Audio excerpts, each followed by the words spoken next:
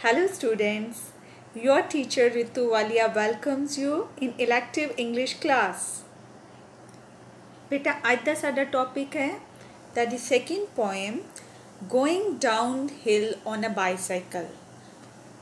तनु सारिਆਂ ਨੂੰ बाईसाइकिल ਦਾ मतलब पता है। डाउन हिल, हिल मतलब पहाड़ी, डाउन हिल मतलब पहाड़ी तो नीचे उतरते हुए।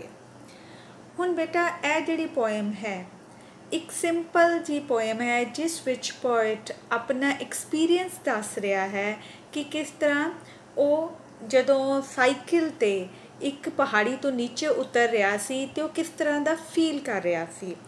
बट इस सिंपल जी poem which in the last stanza एक बड़ा ही मीनिंगफुल थॉट भी दिता है और एक मैसेज दिता है कि अगर असी मेहनत करते हाँ जिदा उन्हें पहाड़ी चढ़न लगे पहलों बहुत मेहनत की उस तो बाद ही असी फिर उस लाइफ नू इंजॉय कर सकते हाँ।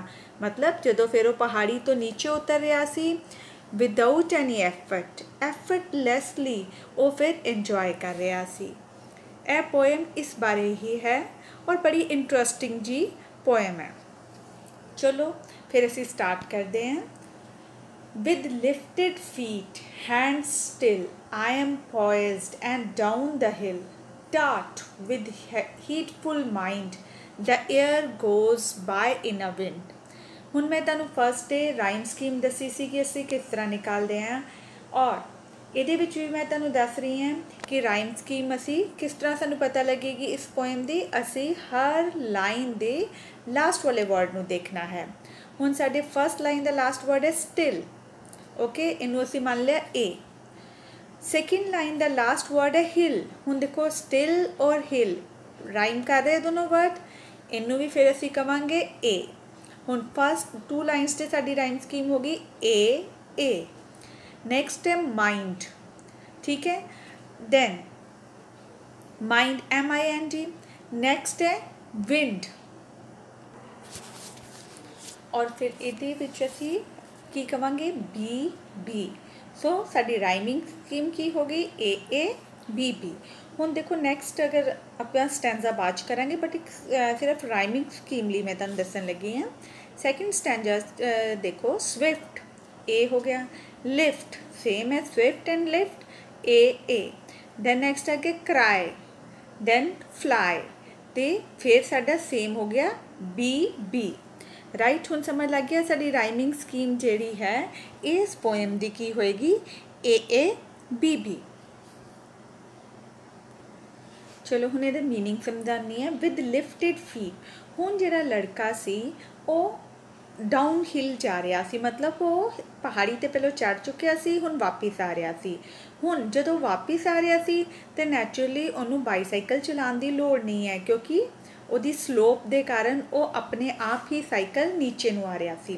विद लिफ्टेड फीट हुण उन्हें अपने पैर ऊपर चुक लए सी, मतलब उन्होंने पैडल मारन की जरूरत नहीं सी। हैंड स्टिल, हैंड भी उहदे आराम नाल सी, उन्होंने कोई लेबर करन की लोड़ नहीं पै रही सी। आई एम पॉइज्ड मतलब बैलेंस्ड, बड़ा अच्छा कहता मैं बैलेंस बनाया सी। एंड डाउन द हिल, वैसे पॉइज्ड का मतलब काम भी हुंदा है। एंड डाउन द हिल अते पहाड़ी तो नीचे आ रहा सी। डार्ट, हुण डार्ट बेटा इत्थे इहदा मतलब है सडन एंड क्विक मूवमेंट, मतलब एकदम तेज और अचानक वाली मूवमेंट। जिद्दां हुण एकदम पहाड़ी तो नीचे उतर रहे हो साइकिल ते वो कितना स्पीडली होएगा। वैसे तुसी डार्ट गेम भी खेलते होवोगे, तुहानूं पता होएगा डार्ट की हुंदा। विद हीडफुल माइंड, हीडफुल मतलब केयरफुल, बड़े ही ध्यान दे नाल। हुण वो कहंदा कि मेरी जिहड़ी स्पीड सी वो तो बड़ी ज़्यादा सी पर ऐ नहीं सी कि मैं अपने दिमाग नहीं लगा रहा सी। विद हीडफुल माइंड मतलब बड़ी केयरफुली मैं उत्ते बैठा सी। The air goes by in a wind, और हुण वो की कह रहा है जिहड़ी एयर हुण वो जिहड़ी है उसकी बॉडी नूं छू के जा रही है, मतलब हवा जिहड़ी है वो, क्योंकि जदों एक तो हवा जदों चलती है उन्होंने असीं विंड कहने हैं। हुण जदों वो साइकिल स्पीडली नीचे उतर रहा सी ते एयर उन्होंने जिहड़ी है फील हो रही सी और वो उन्होंने छू के जा रही सी। ਸਵਿਫਟਰ। ਹੁਣ ਸਵਿਫਟ ਤੁਸੀਂ ਕਾਰ ਦਾ ਨਾਮ ਵੀ ਸੁਣਿਆ ਹੋਣਾ ਸਵਿਫਟ। ਹੁਣ ਸਵਿਫਟ ਦਾ ਕੀ ਮਤਲਬ ਹੈ? ਸਵਿਫਟ ਦਾ ਮਤਲਬ ਹੈ ਤੇਜ਼। ਐਂਡ ਯੈਟ ਮੋਰ ਸਵਿਫਟ, ਕਹਿੰਦਾ ਉਹ ਸਾਈਕਲ ਕੀ ਹੋ ਰਿਹਾ ਸੀ? ਤੇਜ਼, ਅਤੇ ਫਿਰ ਹੋਰ ਤੇਜ਼। Till the heart with a mighty lift, ਔਰ ਉਹ ਕਹਿੰਦਾ ਇੰਨਾ ਤੇਜ਼ ਚੱਲ ਰਿਹਾ ਸੀ ਕਿ ਮੇਰਾ ਜਿਹੜਾ ਹਾਰਟ ਹੈ ਉਹ ਤੇ ਜ਼ੋਰ ਜ਼ੋਰ ਨਾਲ, mighty very forcefully, very strongly ਉਹ ਲਿਫਟ ਉੱਠ ਰਿਹਾ ਸੀ। ਹੁਣ ਉੱਠ ਰਿਹਾ ਦਾ ਇੱਥੇ ਮਤਲਬ ਵੀ ਬੜਾ ਖੁਸ਼ ਹੋ ਰਿਹਾ ਸੀ, ਨੱਚ ਰਿਹਾ ਸੀ। ਮੇਕ ਦ ਲੰਗਸ ਲਾਫ, ਔਰ ਮੇਰੇ ਜਿਹੜੇ ਲੰਗਸ ਹੈ ਉਹ ਹੱਸ ਰਹੇ ਸੀ। ਹੁਣ ਸੱਚੀ ਨਹੀਂ ਕਿ ਉਹਦੇ ਲੰਗਸ ਹੱਸ ਰਹੇ ਸੀ, ਮਤਲਬ he is very happy at that time. The throat cry, ਔਰ ਮੇਰੇ ਗਲੇ 'ਚੋਂ ਚੀਕਾਂ ਨਿਕਲ ਰਿਹਾ ਸੀ, ਜਿੱਦਾਂ ਬॉयਜ਼ ਜਦੋਂ ਰਾਈਡਿੰਗ ਕਰਦੇ ਹੈ ਤੇ ਉੱਚੀ ਉੱਚੀ ਚੀਕਾਂ ਮਾਰਦੇ ਆ। ਹੁਣ ਚੀਕ ਕਿਸ ਗੱਲ ਦੀ ਨਿਕਲ ਰਹੀ ਸੀ? ਓ ਬਰਡ, ਸੀ ਬਰਡ ਆਈ ਫਲਾਈ, ਔਰ ਉਹ ਕੀ ਕਹਿ ਰਿਹਾ ਸੀ? ਉਹਦੇ ਅੰਦਰੋਂ ਆਵਾਜ਼ ਕੀ ਨਿਕਲ ਰਹੀ ਸੀ ਕਿ ਉਹ ਪੰਛੀ ਦੇਖ ਦੇਖ ਮੈਂ ਵੀ ਉੱਡ ਰਿਹਾ ਹਾਂ। ਮਤਲਬ ਉਹ ਜਦੋਂ ਸਾਈਕਲ ਉਹਦਾ ਨੀਚੇ ਨੂੰ ਆ ਰਿਹਾ ਸੀ, ਉਹਨੂੰ ਇੱਦਾਂ ਫੀਲ ਹੋ ਰਿਹਾ ਸੀ ਜਿਵੇਂ ਕਿ ਉਹ ਉੱਡ ਰਿਹਾ ਹੋਏ। Is this your joy? ਹੁਣ ਇਹ ਦੇਖੋ ਉਹਨੇ 2 ਵਾਰੀ ਬੋਲਿਆ ਇਜ਼ ਦਿਸ, ਮਤਲਬ ਸਟ੍ਰੈਸ ਦੇ ਰਿਹਾ ਆਪਣੀ ਗੱਲ ਨੂੰ ਦੱਸਣ ਲਈ। ਕੀ ਹੈ ਤੇਰਾ ਜੋਏ ਹੈ? ਮਤਲਬ ਜਦੋਂ ਤੂੰ ਆਸਮਾਨ 'ਤੇ ਉੱਡਦਾ ਹੈ ਔਰ ਉਦੋਂ ਖੁਸ਼ ਹੋ ਰਿਹਾ ਹੈ ਕਿ ਉਸ ਟਾਈਮ ਤੂੰ ਵੀ ਇੱਦਾਂ ਹੀ ਮਤਲਬ ਖੁਸ਼ ਹੋਣਾ ਹੈ ਜਿੱਦਾਂ ਮੈਂ ਹੋ ਰਿਹਾ ਹਾਂ। ਓ ਬਰਡ ਦੈਨ ਆਈ ਦੋ ਅ ਬॉय, ਫਿਰ ਤਾਂ ਮੈਂ ਇੱਕ ਛੋਟਾ ਲੜਕਾ ਵੀ ਉੱਦਾਂ ਹੀ ਖੁਸ਼ ਹੋ ਰਿਹਾ ਹਾਂ। For a golden moment share, ਹੁਣ ਮੈਂ ਇੱਕ ਲੜਕਾ ਇਹ ਜਿਹੜਾ ਗੋਲਡਨ ਮੋਮੈਂਟ ਹੈ ਸ਼ੇਅਰ ਕਰ ਰਿਹਾ ਤੇਰੇ ਨਾਲ। ਮਤਲਬ ਜਿੱਦਾਂ ਤੂੰ ਆਸਮਾਨ 'ਚ ਉੱਡਦਾ ਸੀ, ਖੁਸ਼ ਹੁੰਦਾ ਹੈ, ਇਸ ਤਰ੍ਹਾਂ ਹੀ ਮੈਨੂੰ ਵੀ ਇੱਦਾਂ ਫੀਲ ਹੋ ਰਿਹਾ ਕਿ ਮੈਂ ਉੱਡ ਰਿਹਾ ਹਾਂ। For a golden moment share your feathery life in air, ਕਹਿੰਦਾ ਜਿਹੜਾ ਗੋਲਡਨ ਮੋਮੈਂਟ ਹੈ ਮੈਂ ਕੀ ਸ਼ੇਅਰ ਕਰ ਰਿਹਾ? ਜਿਵੇਂ ਤੇਰੀ ਫੈਦਰੀ ਪੰਖਾਂ ਵਾਲੀ ਲਾਈਫ ਹਵਾ 'ਚ ਜਦੋਂ ਤੂੰ ਉੱਡਦਾ ਹੈ ਜਿਸ ਤਰ੍ਹਾਂ ਤੂੰ ਫੀਲ ਕਰਦਾ ਹੈ, ਇਨ ਦ ਸੇਮ ਵੇ ਮੈਂ ਵੀ ਉਸ ਤਰ੍ਹਾਂ ਹੀ ਫੀਲ।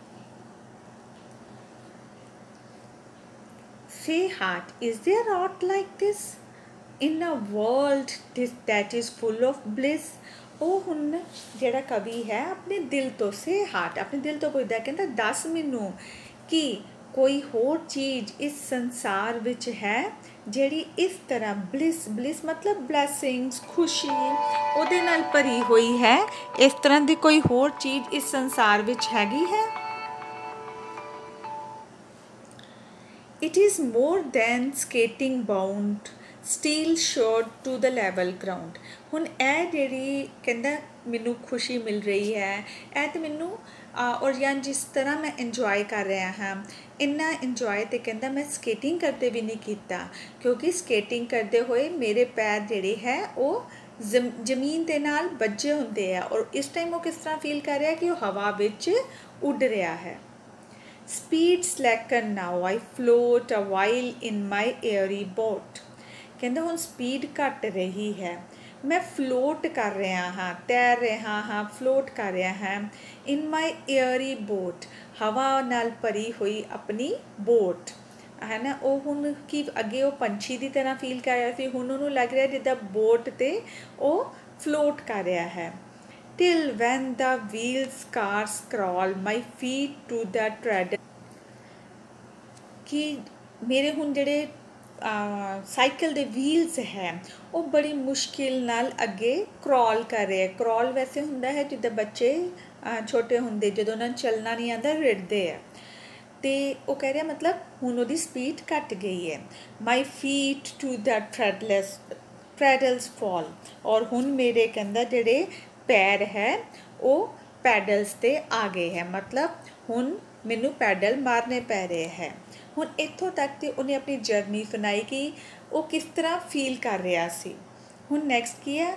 ਅਲਾਸ ਦੈਟ ਦ ਲੌਂਗੈਸਟ ਹਿਲ, ਕਹਿੰਦਾ ਕਿ ਅਲਾਸ ਜਿਹੜਾ ਸਾਡਾ ਇੱਕ ਐਕਸਕਲੇਮੇਸ਼ਨ ਦਾ ਕਹਿ ਲਓ ਕਿ ਆਪਣੀ ਇਮੋਸ਼ਨਸ ਦਿਖਾਉਣ ਦਾ ਤਰੀਕਾ ਹੈ। ਜਦੋਂ ਕਿ ਅਸੀਂ ਕਹਿੰਦੇ ਹਾਂ ਹਾਏ, that is alas that the longest hill must end in a vale, ਕਹਿੰਦਾ ਜਿੰਨੀ ਮਰਜ਼ੀ ਵੱਡੀ ਹਿੱਲ ਹੋਏ, ਪਹਾੜੀ ਹੋਏ, ਉਹਨੇ एक वैली च आके ख़त्म होना है, but still who climbs with toil, पर ਜਿਹੜਾ भी क्लाइम ਉਹਦੇ ਤੇ ਚੜ੍ਹਦਾ ਹੈ ਪਹਾੜੀ ਤੇ ਵਿਦ ਟੋਇਲ ਬਹੁਤ ਮਿਹਨਤ ਦੇ ਨਾਲ, where so ever shall find wings waiting there, ਉੱਥੇ ਪਹੁੰਚ ਕੇ ਉਹਨੂੰ ਪੰਖ ਜ਼ਰੂਰ ਮਿਲ ਜਾਂਦੇ ਜਿਹੜੇ ਉਹਦੀ ਵੇਟ ਕਰ ਰਹੇ ਸੀ।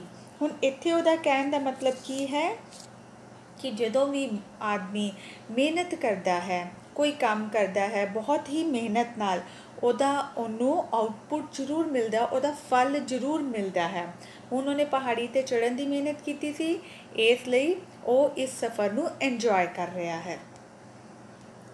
ਹੁਣ ਬੇਟੇ ਇਹਦੇ ਨਾਲ ਹੀ ਮੈਂ ਤੁਹਾਨੂੰ ਸੈਂਟਰਲ ਆਈਡੀਆ ਵੀ ਸਮਝਾ ਦਿੰਦੀ ਹਾਂ। Going downhill on a bicycle is a very inspiring poem, ਕਿ ਇਹ ਜਿਹੜੀ ਪੋਇਮ ਹੈ ਬਹੁਤ ਹੀ ਇੰਸਪਾਇਰ ਕਰਨ ਵਾਲੀ ਹੈ, ਪ੍ਰੇਰਨਾ ਦੇਣ ਵਾਲੀ ਹੈ। It gives us a very good message, ਸਾਨੂੰ ਬਹੁਤ ਹੀ ਅੱਛਾ ਮੈਸੇਜ ਦਿੰਦੀ ਹੈ।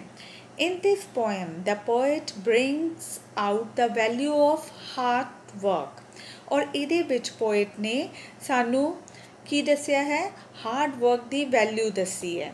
We can derive the joys of life only if we work hard, ਅਸੀਂ ਜ਼ਿੰਦਗੀ ਦੀ ਖੁਸ਼ੀਆਂ ਤਾਂ ਹੀ ਪਾ ਸਕਦੇ ਹਾਂ ਅਗਰ ਅਸੀਂ ਮਿਹਨਤ ਕਰੀਏ।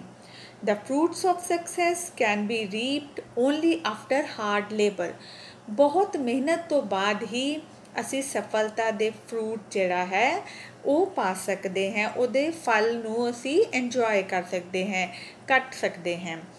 We can enjoy the pleasure of a downhill ride only after we have toiled uphill, ਕਹਿੰਦਾ ਅਸੀਂ ਇਹ ਜਿਹੜਾ ਪਹਾੜੀ ਤੋਂ ਨੀਚੇ ਉਤਰਨ ਦੀ ਖੁਸ਼ੀ ਨੂੰ ਤਾਂ ਹੀ ਇੰਜੋਏ ਕਰ ਸਕਦੇ ਹਾਂ ਅਗਰ ਅਸੀਂ ਉੱਪਰ ਚੜ੍ਹਨ ਲਈ ਟੋਇਲ ਹੁੰਦਾ, ਮਿਹਨਤ ਕਰਨੀ, ਬਹੁਤ ਜ਼ਿਆਦਾ ਹਾਰਡ ਲੇਬਰ ਕਰਨੀ, ਅਗਰ ਅਸੀਂ ਉੱਪਰ ਚੜ੍ਹਨ ਲਈ ਬਹੁਤ ਲੇਬਰ ਕੀਤੀ ਹੋਏ। But even while enjoying the fruits of hour labour, ਪਰ ਕਹਿੰਦਾ ਵਾਈਲ ਮਤਲਬ ਜਦੋਂ ਅਸੀਂ ਆਪਣੇ ਇਸ ਮਿਹਨਤ ਦਾ ਫਲ ਇੰਜੋਏ ਕਰਦੇ ਹਾਂ, ਵੀ ਮਸਟ ਬੀ ਵਾਚਫੁਲ, ਸਾਨੂੰ ਤਾਂ ਵੀ ਚੁਕੰਨੇ ਰਹਿਣਾ ਚਾਹੀਦਾ। ਇਟ ਮੀਨਸ ਕਿ ਅਗਰ ਸਾਨੂੰ ਸਕਸੈਸ ਮਿਲ ਰਹੀ ਹੈ ਅਤੇ ਸਾਨੂੰ ਹਮੇਸ਼ਾ ਇਹ ਨਹੀਂ ਕਿ ਸਕਸੈਸ ਦੇ ਵਿੱਚ ਹੀ ਖੋ ਜਾਓ ਔਰ ਸਾਨੂੰ ਕਿਸੇ ਹੋਰ ਚੀਜ਼ ਦਾ ਧਿਆਨ ਨਾ ਰਹੇ। We should be on down to the earth, ਸਾਨੂੰ ਡਾਊਨ ਟੂ ਦਾ ਅਰਥ ਰਹਿਣਾ ਚਾਹੀਦਾ ਹੈ। ਸਾਨੂੰ ਵਾਚਫੁਲ, ਜਿੱਦਾਂ ਉਹ ਜਦੋਂ ਆਪਣੀ ਰਾਈਡ ਨੂੰ ਇੰਜੋਏ ਕਰ ਰਿਹਾ ਸੀ ਪਰ ਉਹਨੇ ਇੱਕ ਵਰਡ ਯੂਜ਼ ਕੀਤਾ ਸੀ, ਵਿਦ ਹੀਡਫੁਲ ਮਾਈਂਡ, ਠੀਕ ਹੈ ਨਾ, ਔਰ ਇਸ ਗੱਲ ਨੂੰ ਹਮੇਸ਼ਾ ਧਿਆਨ ਰੱਖਣਾ ਹੈ। ਔਰ ਮੇਰੇ ਖਿਆਲ ਨਾਲ ਤੁਹਾਨੂੰ ਸੈਂਟਰਲ ਆਈਡੀਆ ਔਰ ਇਹਦੇ ਨਾਲ ਹੀ ਐਕਸਪਲੇਨੇਸ਼ਨ ਵੀ ਸਾਰੀ ਕਲੀਅਰ ਹੋ ਗਈ ਹੋਏਗੀ। ਇਸੇ ਤਰ੍ਹਾਂ ਤੁਸੀਂ ਇਸ ਪੋਇਮ ਦੇ ਦੁਬਾਰਾ ਤੋਂ ਇੱਕ ਵਾਰੀ ਸੁਣ ਕੇ ਔਰ ਉਸ ਤੋਂ ਬਾਅਦ ਤੁਸੀਂ ਇਹਦੇ ਰੈਫਰੈਂਸ ਟੂ ਦਾ ਕੰਟੈਕਸਟ ਵੀ ਕਰਨੇ ਹੈ। ਠੀਕ ਹੈ ਬੇਟਾ, okay, have a productive day.